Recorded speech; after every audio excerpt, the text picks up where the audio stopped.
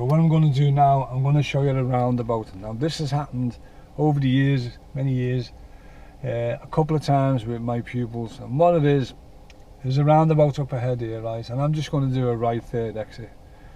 But when I approach this roundabout and it's empty and I stop, have a guess what's going to happen?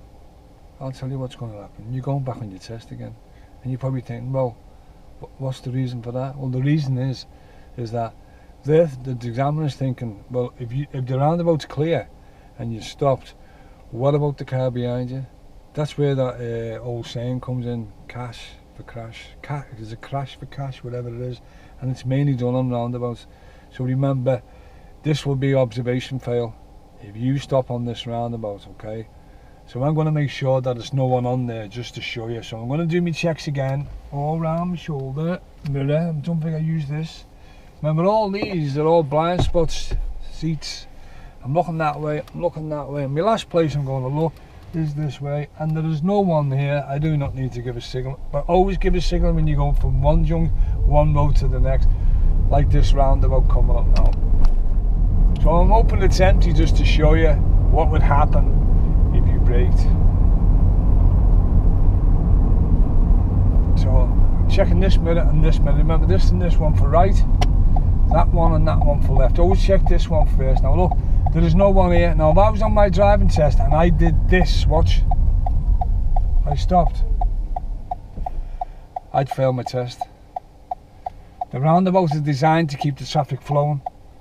Okay, so remember that. If it's empty, don't go across if there's a car coming around here.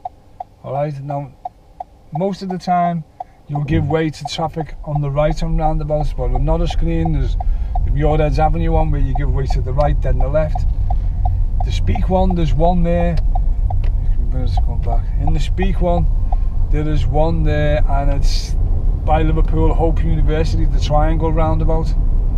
You go on it and you give way to them on the left. Okay, so the one on Muirhead, if you look on my YouTube channel, you'll see the one on Muirhead, and you'll see the ones in Upton and Wallasey, because I've done videos of them roundabouts there where you go on, you give way to them on the right and you go to the left. They're mainly down by New Brighton where the front is.